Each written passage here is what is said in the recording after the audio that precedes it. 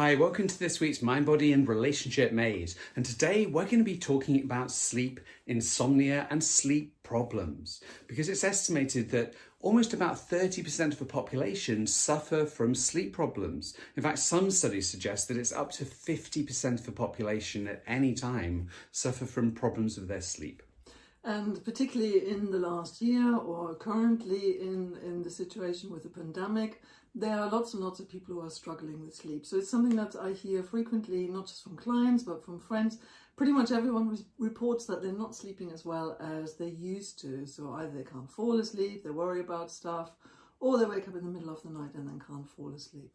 Yeah, in fact, there's been names given to it, haven't there? So it's things like coronasomnia, and I think there's a variety of other names because it's become so much more of a problem during the pandemic. So, and why that is? Well, I mean, there are many theories. It might be that even on an unconscious level, we're all aware that there is something out there in the world that is really causing death in people, that's causing a lot of illness, a lot of distress and issues with people. Or it might be for all sorts of other reasons, but there is an awareness that that the world is not quite as it used to be, and that is impacting in our sleep, of course. Yeah, and then there's the physical side of it as well, where we have something called circadian rhythms, which is the rhythms that all of us have, including sort of animals and even plants. We have these circadian rhythms, which are kind of the program times that we have for our kind of wakeness and our sleepness, or our going to sleep. That came out a little bit funny. So the circadian rhythms, and part of this is also shown to be to do with how much light you get, and it's very important to have natural light during the day. And again, if we're in lockdown, if you're in the house all day, you're not getting that natural light. You're not having enough brightness. So that could also be another factor during the pandemic that's caused some of the sleep problems for people. Absolutely. And we're all spending more and more time in front of the computer, of course, or in front of computers, televisions, etc., which emit a particular light that mimics daylight. And basically, if we are long into the night still sitting in front of our computer, that will actually stop us from falling asleep as well. So basically, our brain is being told that it's still daylight and not sleepy time yet. Yeah, so let's look at, first of all, why is sleep important? Yeah, because I mean, sleep is really important for our health. It's important for our physical health, it's important for our emotional health, and it's important for our mental health as well. Because lack of sleep or not having enough sleep has been linked to many things, including depression, anxiety. It's been improved to physiological shifts such as weight gain. It's been also linked to sort of memory loss. So sort of, there's nights when you don't get enough sleep and you suddenly find you're forgetting words or the wrong words are coming out. And performance decrease. So, essentially the days that you have better sleep, you tend to do things better than the days that you don't. Yeah. And the difficulty often is that people get into a loop regarding the sleep. So, for example, if you struggle with anxiety, you will have a lot of anxious thoughts and feelings which will impact on your sleep, because you might worry a lot either before you go to bed. Everything gets exacerbated and bigger just at night time. Or you might worry when you wake up and you get anxious about not being able to sleep.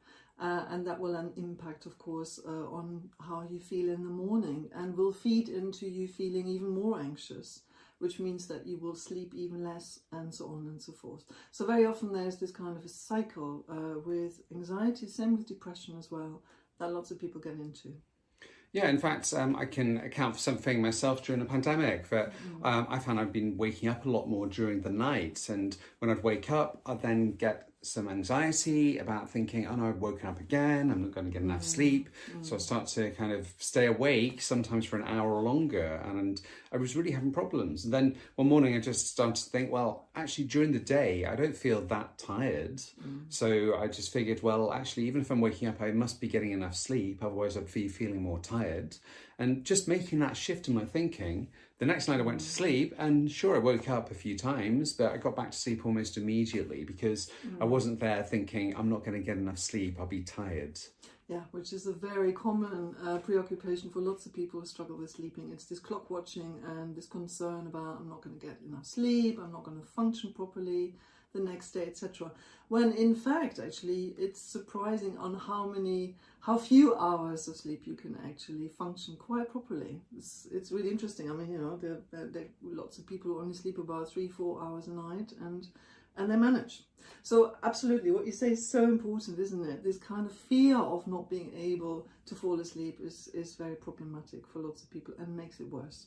Yeah, and often actually it's been done with some sleep studies where people who think they're not getting much sleep, when it's actually monitored from the outside, they're getting a lot more sleep than they think they are. Absolutely. So sometimes we have the appearance ourselves, or we imagine we're waking up all the time, we're staying awake for lots of the night. In reality, often when it's measured, we're asleep for more of the time than we realise. And that can be enough. Yeah, absolutely. Yeah. Wow, so what shall we get? Shall we get into sort of a bit of sleep hygiene? Well, should we talk about what causes sleep problems Good, first? let's start with that. Yeah, we've kind of talked a bit about that. We talked about sort of anxiety, stress. So, commonly when I'm working with people, or I've had people on workshops, when I'm helping run a sleep workshop, it's very much stress. It's like, you go tonight, you wake up worrying about something, or you're thinking about things and you can't go to sleep. Yeah. Because sort of thoughts are a stimulant. So if you're thinking a lot, you're telling your body thinks there's a lot going on. So you're not getting into this relaxed state that is required in order to feel sleepy and tired and kind of be ready to go off into sleep. So yeah, stress is a very common cause, and stress is very broad. Of course, stress leads to anxiety. Very frequently, stress and anxiety are often mostly interrelated. Depression sometimes as well. Yeah. So lots of presentations there. Yeah, absolutely. And these things stop us from getting to sleep because, sleep's a pretty weird thing when you think about it. Because, it would be a lot easier if you could just flip a switch and just say, okay, I'm going to go to sleep now. Would be nice, wouldn't it? But it's like none of us really know how to get to sleep. It's not like you can think, I'll go to sleep and you go to sleep, although that can help. It's one of these things that you just sort of drift into it when your body's ready. So it's quite a peculiar thing, and it's something to really, you have to get in touch with your body and your mind to find out what's going on. And as well as those things, the thoughts, which are slightly often more obvious reasons, there are some less obvious reasons why we have sleep problems. And these could include things like bad sleep habits. So for example, as Angela said earlier, it could be watching too much television, watching a computer just before you go to sleep, because you've had too much of that blue light. Or it could be sort of eating the wrong foods or drinking things that kind of don't help you get to sleep, things that may actually be stimulants that we don't realise are stimulants. So chocolate, for example, is a classic one. So most people know that coffee is not a good idea, that ideally you should be, if you're struggling with sleep, you shouldn't be drinking any coffee after 1 o'clock in the afternoon. But there are other products like chocolate, for example, which also contains caffeine, or some tea as well, which can be a stimulant, so should be avoided. Or just generally drinking after 8 o'clock, drinking anything after 8 o'clock is not a good idea either, because it might stimulate your bladder in the middle of the night. You have to get up and pee, and that can also cause a lot of problems with people who are already struggling with waking up in the middle of the night. Yeah, and unfortunately as well, I'm afraid, Angela, that also alcohol is not good. Ah, gosh, and I like my beer. I like a little bit of beer in the evening sometimes, so that's not good news for me. Yeah, it can help you maybe drift to sleep, feel sleepy, but it's shown that actually it can cause sort of disturbances in your sleep because of the way that your brain functions and how we metabolize everything. Yeah. What lots of people sort of resort to when they're struggling with sleep are sleeping tablets, which can sometimes break bad sleep cycles, but usually you shouldn't be taking them more for 2 weeks. Anyway, you have to follow medical advice really and check this out with your GP. And they're not really, the difficulty with sleep tablets is also that you're not learning to acquire different habits around sleeping. So it might sort of very, very briefly make a change in terms of your sleep, but not in the long term. So it's really not advisable to resort to sleep tablets. Yeah, in fact, actually, sleep tablets, as well as some of the other benefits or the lack of benefits that Angela talks about, is many sleep tablets are addictive. So there is an addictive nature to sleep tablets. So it's something to really watch out about. But we're talking about sort of also what can you do? So how can you improve your sleep? And we've kind of begun to talk about that as well just now when we were talking about what causes the problems. But let's look at some other things, like what else can we do to get better sleep?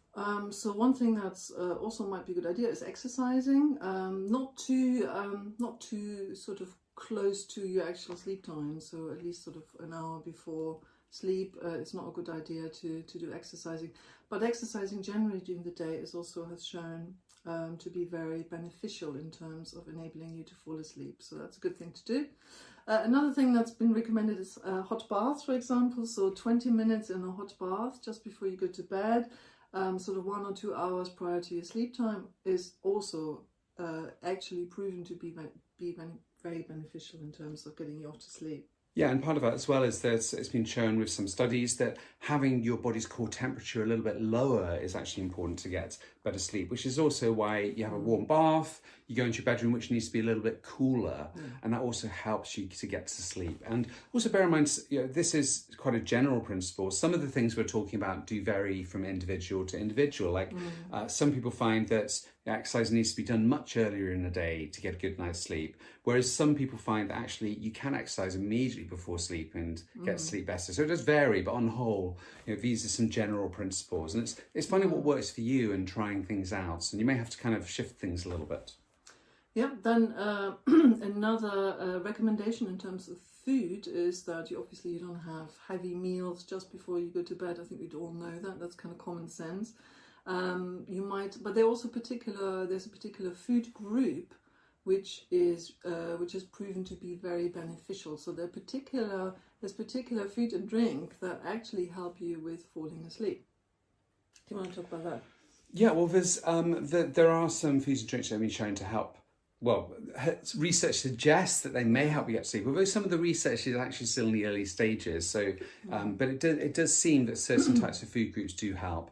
And these are foods that may help stimulate more melatonin release, so they contain more melatonin, and also tryptophan. So food sources with tryptophan can be really good. And some of these as well, they could include, for example, almonds. So almonds is a really great source of melatonin, which has been, many studies have suggested that can really help with sleep. It also contains magnesium, and magnesium, some research suggests that magnesium can help produce the cortisol in the body, which essentially that's the hormone which sometimes is associated with stress. And if we're feeling stressed, as well as thinking about things that make us stressed, we have that cortisol in our blood system and our bloodstream, which basically can cause a problem when we try and get to sleep.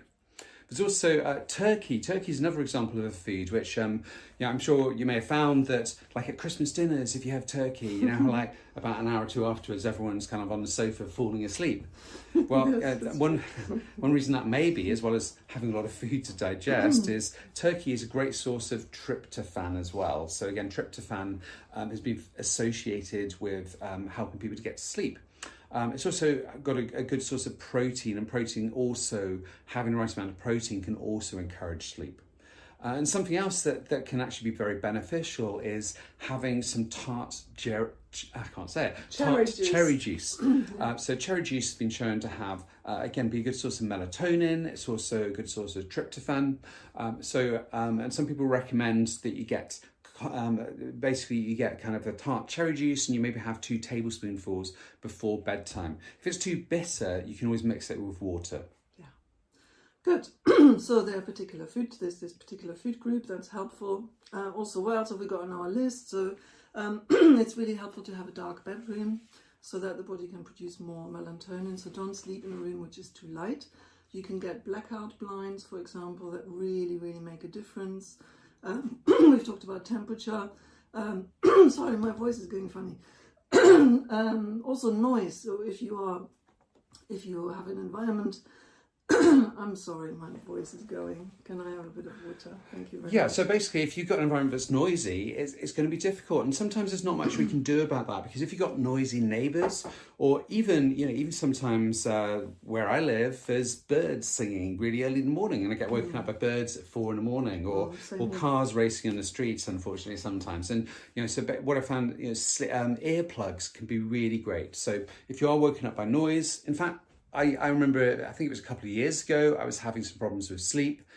I couldn't work out what was going on, and as soon as I started wearing earplugs, I found it was actually, it was the noise. The earplugs made a huge difference. So this can be really, really useful. And related to making sure that your room is dark enough at night is what I mentioned earlier, which is actually, it's really important to have enough brightness in the day. So have at least 1 or 2 hours of natural daylight and brightness. So if you're in a room that's dark all the time, that's going to probably cause an impact in terms of you getting to sleep. Sure.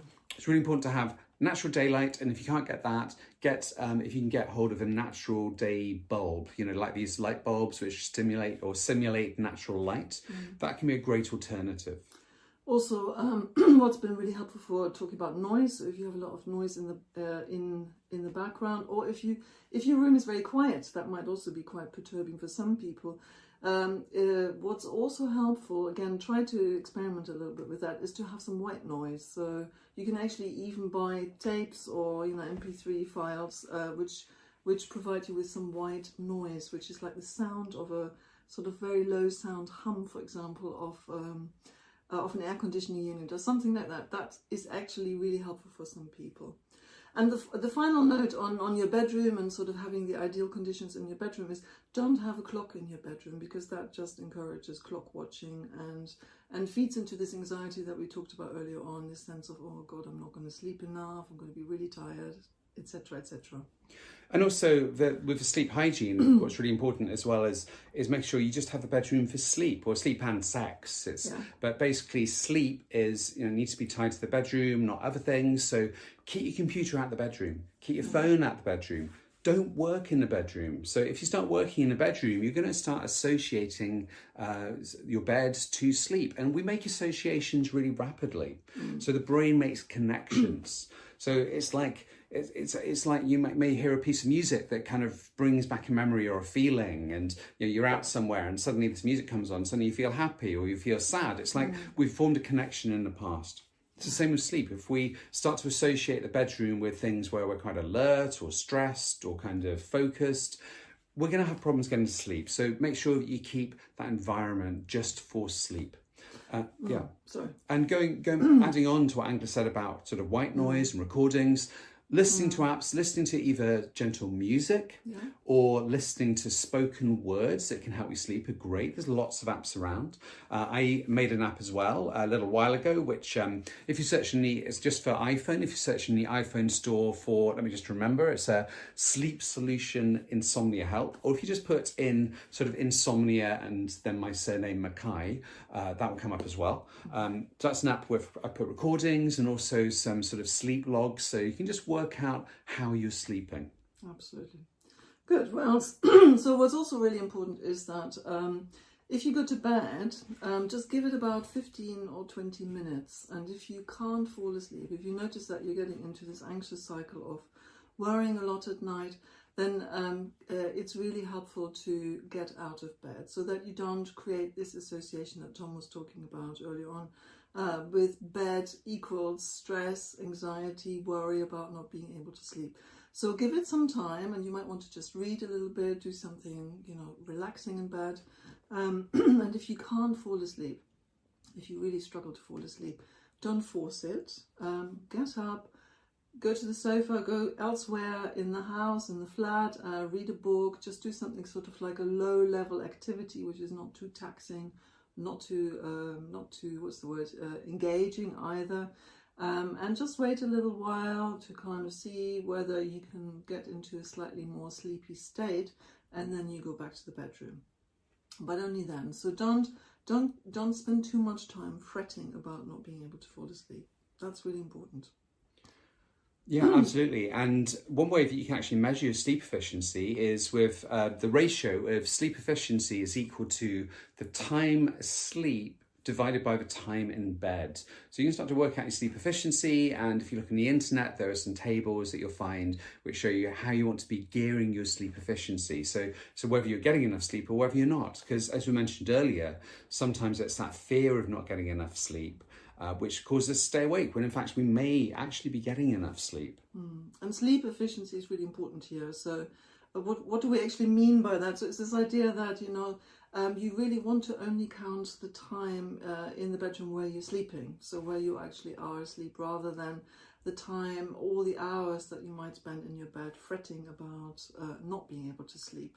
So it's reducing that. It's actually, and it might mean that, for example, if you tend to go to bed at 10 o'clock, you can't fall asleep, you push the time that you go to bed back, basically, and try to go to bed, for example, at 11 or at 11:30 even, really much, much later than you would normally go to bed, and see whether you are actually tired enough then to fall asleep. And if you're not, again, you get up, do something else, and try again.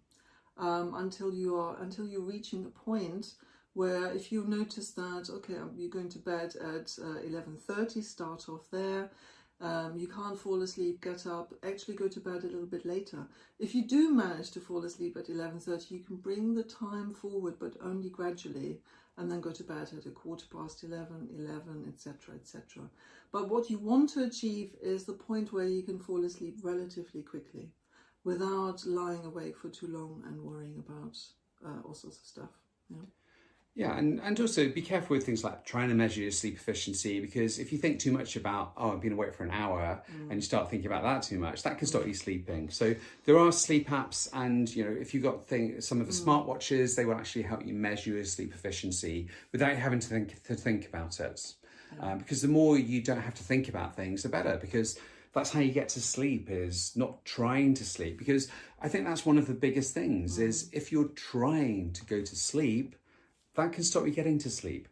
Because the more effort you put into this, it's not something we can control. Sometimes the more we start to get stressed. So I think sometimes a great thing to do is just go to bed and not even try to sleep. It's just go to bed and just think about relaxing. Go through some relaxation exercises. Do some mindfulness practice. And not even think, don't think I'm going to go to bed, I want to get to sleep. It's more, I'm going to go to bed and relax, and sleep will happen when it's ready.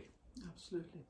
Something that's also very helpful is to kind of to set aside a different time for all the worries and anxieties that you might have, so that they don't pop up when you're just about to go to bed, which is kind of what happens for lots of people. It happens for me as well. As soon as I relax, I think, I'm going to have to do this, that, and the other, and I've got these long lists in my head. What really is important to write it all down well before you go to bed. So say 2-3 hours before you go to bed, you write down anything that you might be preoccupied or concerned about, something that you might have to do the next day, or something that's really urgent. Write it down and set yourself an intention that you're going to go back to this list in the morning, and you will address it then. You will make some plans, you will see what needs to be done to make sure that whatever you've got on your list is going to happen. But do it before you go to bed, so that it's dealt with, so to speak, so that your thoughts don't have to go to it. Yeah, excellent. I think we covered quite a lot. So I think we probably, is there anything else you want to talk about before we put everybody to sleep, with all of our talk about sleep? Yeah, no, I think we kind of covered the main issues. So it's really, the main points really, it's about sort of creating different associations with sleep, so that sleep becomes something pleasant, not something to be concerned about.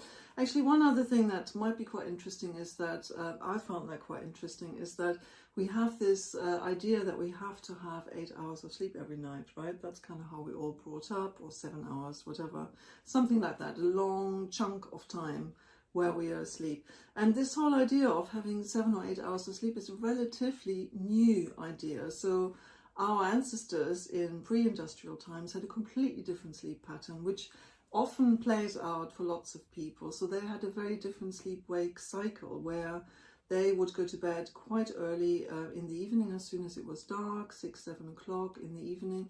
They would sleep, and they might get up in the middle of the night, so they might get up at 1 o'clock or 2 o'clock and become quite active, actually, to the extent that there were even debating societies in the middle of the night.